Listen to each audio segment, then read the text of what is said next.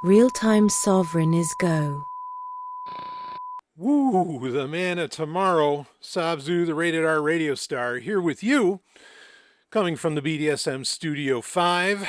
And, I have something I want to talk about for a few minutes anyway, that is a bit of I'll say a small realization I've had. In I've been thinking a lot lately about the origins of Silicon Valley itself. And while, I famously said over the past few years on Sovereign Tech that, look, when we're talking about the tech giants, Microsoft, Amazon, Google, Apple, all of them, they're very different companies today than they were, when they started. And this is also true for Facebook slash Meta. And they're going to be a major focus of this conversation as well.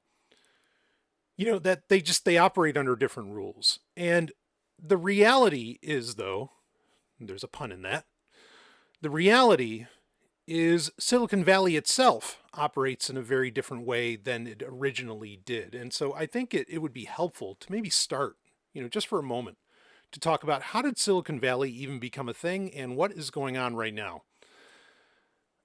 Because what I think is happening right now, aside from a bubble that is likely going to pop here very soon, because, well, the AI boom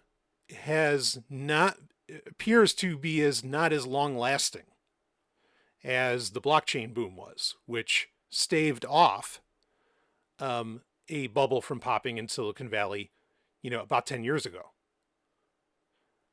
And the AI boom is it's too expensive. It's so much more expensive than blockchain ever was. It's something that just cannot be sustained, even though we're talking about, companies that really, have valuations in the trillions of dollars. But of course, there's inflation, among other things. I mean, this stuff is still, wildly expensive to operate, which I think is part of the reason for, the sudden big push to do, not LLMs, but SLMs, right? Small language models that can run locally on machines, whether it's, a smartphone, as we've seen with the Pixel 9 in particular. I mean, yes, iPhones have had, NPUs, neural processors, for a very long time.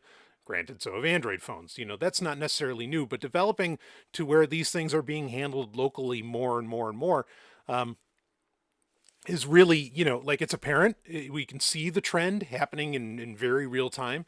And it's clearly happening because it just has to, and in one sense, of course, I don't want to get lost on a side subject with that, but on one sense, I'm very glad about this because it also keeps everything from going to the cloud because it just can't go to the cloud. The cloud cannot handle this load.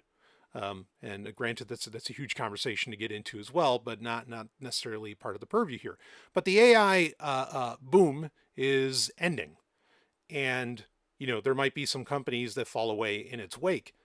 And let's be clear here. AI itself, and I think the reason that it's ending is because AI itself is not a product.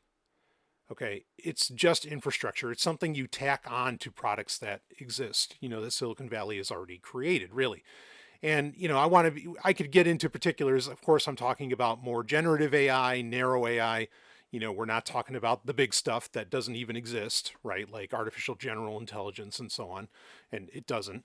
But regardless, okay, this is what, the reality's hitting hard in Silicon Valley right now.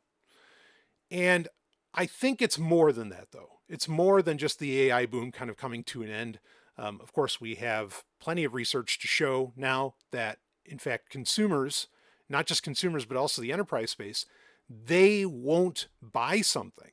Or they're less likely, I should say, to buy something if AI is, part of the selling points, if it's part of the pitch deck, or if it's in the name or whatever. That is happening. Okay. Now, you go on social media, I don't think you'd necessarily get that. I don't think you'd really realize that. If you go on social media, everybody's like, AI is going to do this, AI is going to do that, blah, blah, blah, blah. It is really, I made the sound of vomit. It is all vomit. It's word vomit. because it's horseshit. It's not going to do anything that they're claiming. It's always future promises, right? Unless you're Google and you're just like, oh yeah, we've got all the data in the world and we're going to bake it all into Gemini and, woohoo, here we go. It's the Wild West out there. Give everybody a gun, start shooting. I mean, that's what it feels like. They're the only ones that really have the data set, in my opinion. I mean, including with YouTube.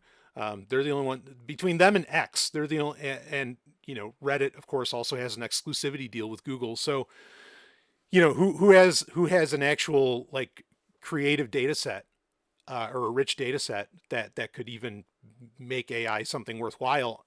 Strangely enough, it very much comes down to Google and Elon Musk as having those. Okay.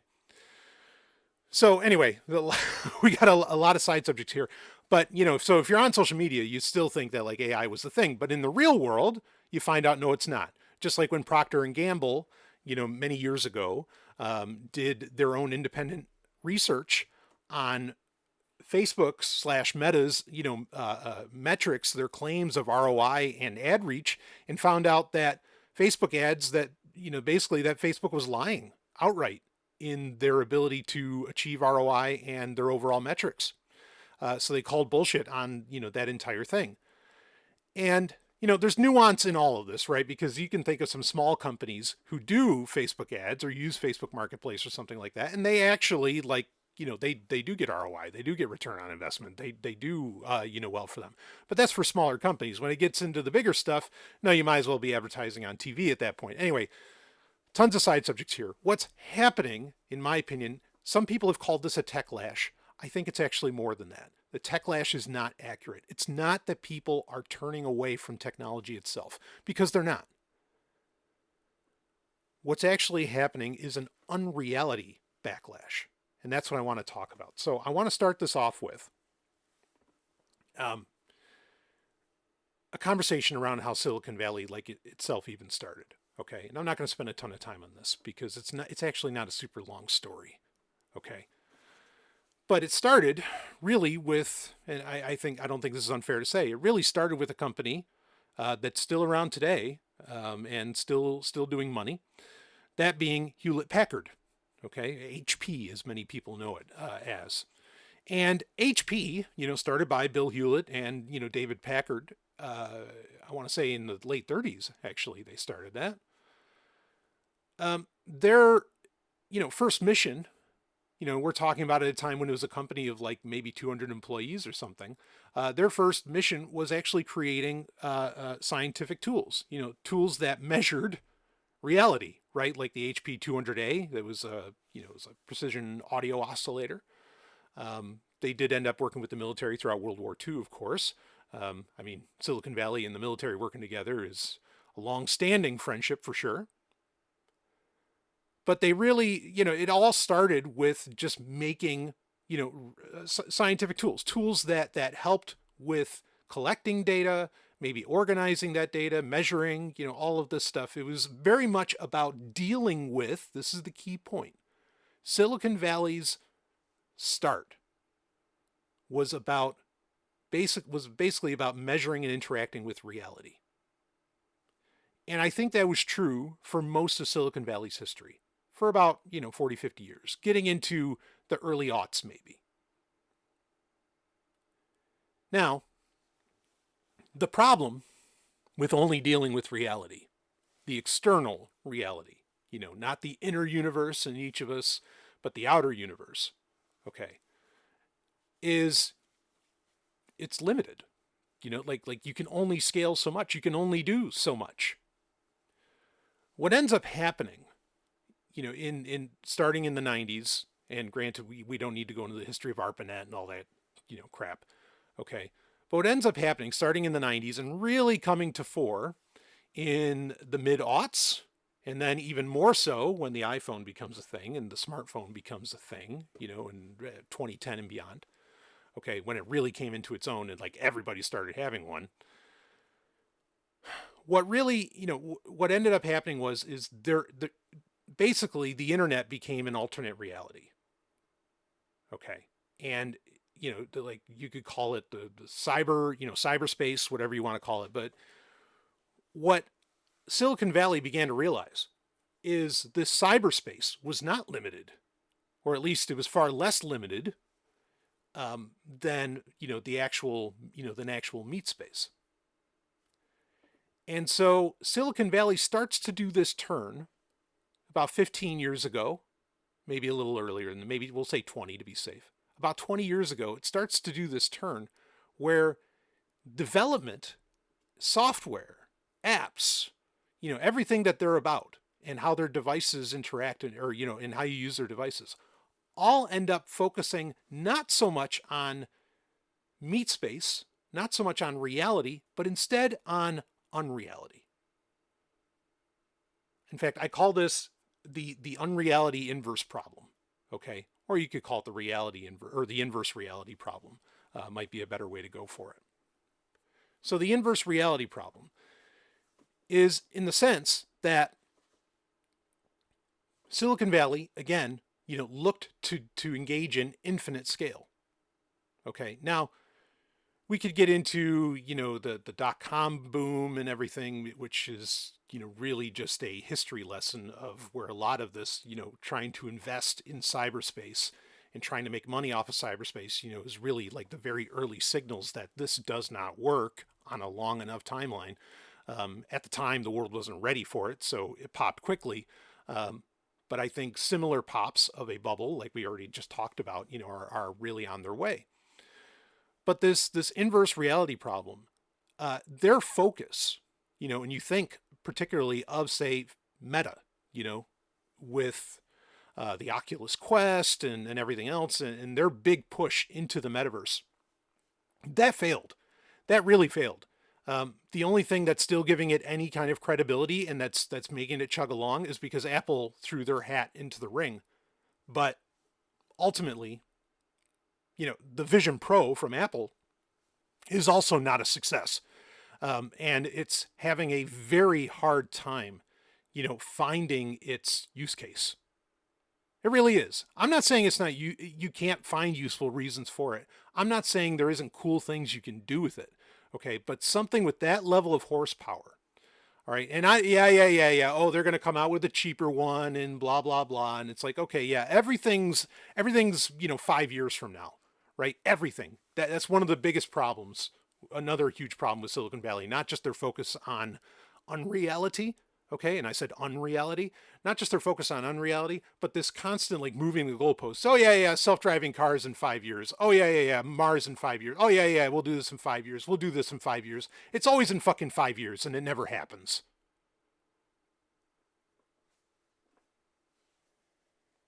Sure, is Apple going to figure out a way to come out with a cheaper, Vision Pro headset that does a little bit less or has missing a couple features here and there? Yeah, of course they're going to be able to. Are they going to keep trying at this for the next 10 years? Yeah, why not? They've got the money. They really can, do that. But I don't see the conversations of, holy shit, I have to have this thing.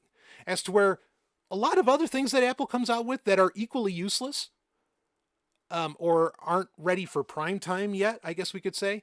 I do hear people clamor for those, like the Apple Watch.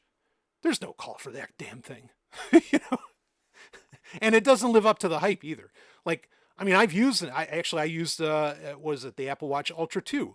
I used one for quite a while. This is, a device that costs a ridiculous amount of money for one, but for two, I had it set up with, cellular connection and everything. And I'll be damned if I could get it to download a fucking podcast. I'll be damned if I could get it to, consistently stream music. Like the value prop for me with one of those is to not have to use the phone at all. And it couldn't deliver on that. And believe me, I tried it in cities too. It's not just because I live out in West Bumfuck. Okay. But people still want these damn things, and so much, and I get it, around the world, Apple is, it's a status symbol that you have. And I understand. Okay. But even all of those people who think that that's such a status symbol and I know some of them, and they are not clamoring to get a Vision Pro. They're in no hurry, and it's not because of the price. They can afford it easy. It has nothing to do with that. It's just they just don't see it.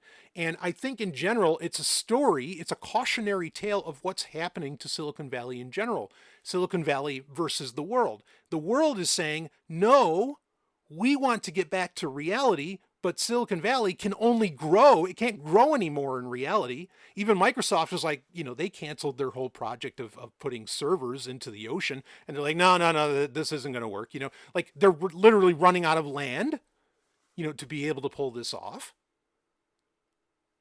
Maybe that's why there's a big push, or part of why, there's a big push to get everybody into cities, even though everybody's running out of the cities now as well, because everybody wants to go out and fucking touch grass. Everybody wants to go out. They want to actually meet people. Don't believe me? Interesting research. I may link to it in the show notes. You'll see it, either on the YouTube video, or you'll see it, if you're just listening to the audio version of this on Spotify, Apple Podcasts, Pocket Casts, wherever you happen to listen to it. Okay. Interesting research has come out that the amount of money, and this isn't based upon inflation, but the ticket sales and the amount of money being made on live music shows, real live music shows, is almost triple what it was in 2019. We're not comparing it to 2020, 2021 numbers. We know the score there. No. In 2023 and going into 2024, I mean, it's almost into the double-digit billions of money being spent for people to go and see live music. And I think, with music being, as Pythagoras would say, right? Music is music is math. Music is, at the very heart of the universe and so on. And I think music in a very real way is at the very heart of us, at the heart of the human condition. That's why we've always had it since the beginning of us coming together in any meaningful way. Music, I think, is a bellwether. And we're really seeing, like, there isn't a dramatic interest in AI generated music, but more importantly, this live music metric, I think, is absolutely fascinating and tells an incredible story. That people have had enough of unreality. They want to be around other people. They want to see real people performing real music. Now, I'm not going to get lost in the conversation that, well, most pop acts and even rock and metal acts and whatever, like, they're using backing tracks. How much of it is actually real? Everybody's lip syncing and blah, blah, blah. Yeah. I mean, that's happening to a very high degree. It's not true for everyone. There are plenty of people out there who play absolutely live, real rock music, and it's fucking amazing. And I've been there. Mrs. Sovryn and I have gone to see many of them. Okay. But I think people are there is this dramatic pushback against the unreal. And is it generative AI that might have even, was the straw that broke the camel's back on this? Maybe, because people you instantly know most of the time when something was generated by AI. Okay. Most of the time. And I think maybe people have just seen that so much, and they're just like, it just makes them want to, blow chunks, just makes them want to hurl.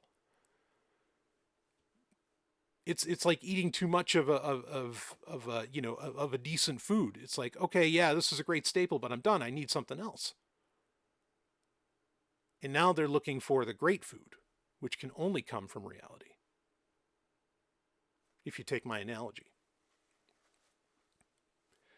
So I think there's a dramatic pushback going on. It's an inverse reality problem.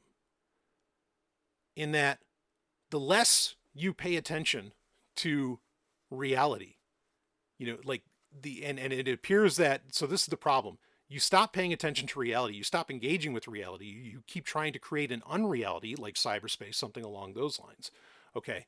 And the more you get away from reality, your profits and growth look like they're going up, but actually you're creating the exact opposite problem, where people are just naturally resisting what you're offering, no matter, what you're doing. So again, it's the inverse reality problem. I'm ultimately, I hate the word hope, but I'm ultimately very hopeful about this. I'm glad. I'm glad that people are wanting to get out there, and see real music. I mean, and that's just one metric, but there's plenty others. Okay. Just like we're seeing, with streaming services and so many other things, people are wanting live content. They want to be able to engage. They want to be able to interact with others at the same time. They don't want stuff canned. They don't, I mean, we've been fed this narrative that people want things in their time, right? Meaning, yeah, I'll download it when I'm ready. I'll listen to it when I'm ready. I'll watch it when I've got time and all this. We're actually we're discovering, no, people want appointments to be around other people, whether it's going to a concert, whether it's watching a football game, whether it's whatever. And the harder, and it's so funny to me, it's mind-boggling that like the Olympics and so many live sports and live events are so popular because they're the thing that only the human can do. And so I do think it points at a much broader desire by human beings. Like, no, this is what we want. We don't want fake shit. We don't want unreality. We want reality. We want to engage with reality. We want to share real experiences with each other. And that's what's happening right now. And so Silicon Valley's in trouble because their business model from the past 20 years has been in dealing in unreality. It's been in creating things that feed cyberspace instead of the real world. It's been about pillaging the real world to help generate and support, this bullshit world that exists online. But it would appear that time is coming to an end. At least for many. At least for those with perhaps some degree of means. Now what is Gen Z and whatever's coming after Gen Z, what are they going through? There's the concept, I think Taylor Lorenz calls it like extremely online, right? Maybe perpetually online is a better idea. I think even from younger people, like there's research to back this up, that there's dramatic pushback against that. Like, no, I want to be around people. I need people. Does part of this also come out of 2020? Absolutely. Absolutely. That was a test run, to see like, wait, can people actually, exist in their, can they be in their little siloed existences and not go crazy? No, they go crazy. And they won't put up with that.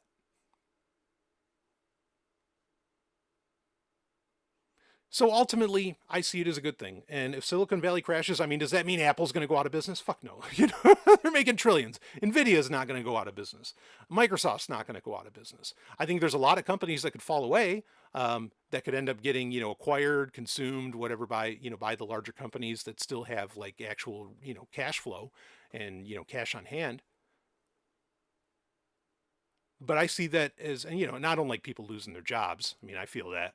But at the same time, we have to get back to reality. I mean, so much I think of inflation and like the valuations and costs of things, so much of that is based algorithmically off of comparative value based on the unreality of cyberspace. And so while I don't think the internet is going away, as much as maybe it should, while I don't think the internet's going away, the focus on the unreal is going to fall apart, and you're going to be left with something that I think looks very different. I don't think we're going into the metaverse. I don't think people are going, like, it's not going to happen. I mean, you already have creators, creators are figuring it out. They're figuring it out that this is expensive. To be on these platforms, like I am losing so much money in the sense that, Apple has to take their 30% cut. Then Patreon has to take, whatever their percentage is, or pick the platform. Like, or how about OF? I'll just say OF. OF takes what, 40% or something, some crazy number that they take on everything that you make. None of this can really sustain itself. It just can't. And ultimately, again, I'm hopeful and I'm glad that there is this massive pushback and that we're seeing, where people really want to put their money. And it seems like they want to put their money in reality, not in unreality. It's going to be a hard lesson for a lot of companies, but I'm looking forward to them learning it. That's it for this Real-Time Sovryn. You have thoughts on this? I'd love to hear it. And I'm going to do real-time Sovryns where I, respond to your thoughts. Okay. Get that salient stuff out there. Okay. You can drop it in YouTube. You can drop it on Spotify, has a comment section, wherever you can, or you can email me at fu@nwo.red. That just stands for follow up. So fu@nwo.red, and you can give me your thoughts, and who knows, I might end up covering it on a future episode. I'll see all of you on the other side.